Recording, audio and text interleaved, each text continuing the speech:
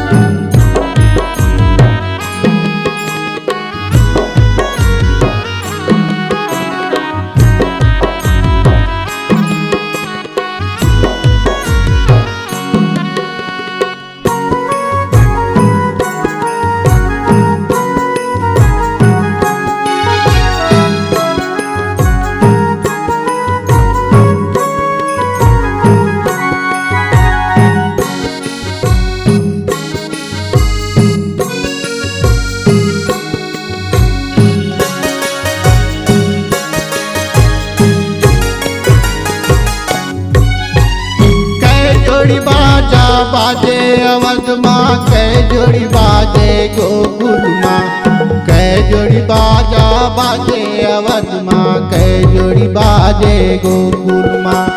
कै जोड़ी बाजे गोकुल माँ मैया मोरे, कै जोड़ी बाजे गोकुल माँ, कै जोड़ी बाजा बाजे अवध माँ, कै जोड़ी बाजे गोकुल माँ। कै जोड़ी बाजे के भुवन माँ के जोड़ी बाजे हाँ, माता के भुवन माँ के जोड़ी बाजे हाँ। 10 जोड़ी बाजा बाजे अवध माँ, 20 जोड़ी बाजे गोकुल माँ।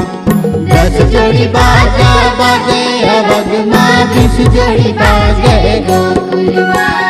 20 जोड़ी बाजे हाँ, माता के भुवन माँ 30 जोड़ी बाजे हाँ, माता के भुवन माँ 30 जोड़ी बाजे हाँ। आनंद बधाई हाँ, अब नंद घर बाजे आनंद बधाई हाँ, अब नंद घर बाजे आनंद बधाई हाँ, आनंद बधाई हाँ, अब नंद घर बाजे आनंद बधाई हाँ।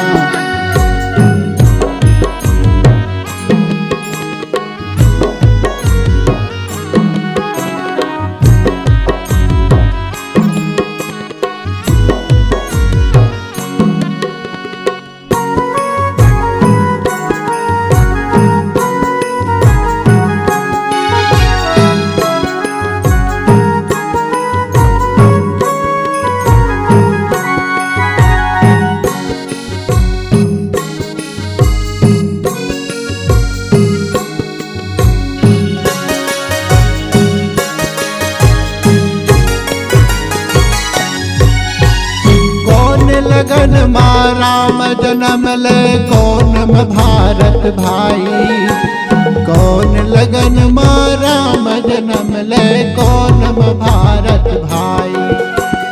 कौन में भारत भाई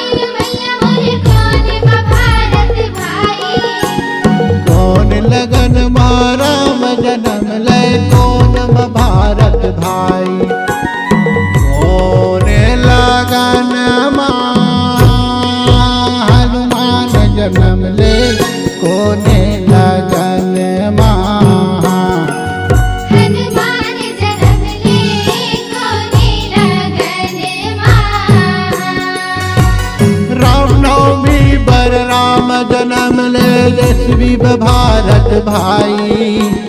रामनवमी पर राम जन्म ले यशवी भारत भाई। द्वादशी बार हनुमान जन्म ले द्वादशी बार हनुमान जन्म ले द्वादशी बार। आनंद बधाई अभिनंद घर बाजे आनंद बधाई अभिनंद घर बाजे आनंद बधाई। आनंद बधाई अभिनंद घर बाजे आनंद बधाई अभिनंद घर बाजे आनंद बधाई। अभिनंद घर बाजे आनंद बधाई अभिनंद घर बाजे आनंद बधाई। अभिनंद घर बाजे आनंद बधाई अभिनंद घर बाजे आनंद बधाई अभिनंद घर बाजे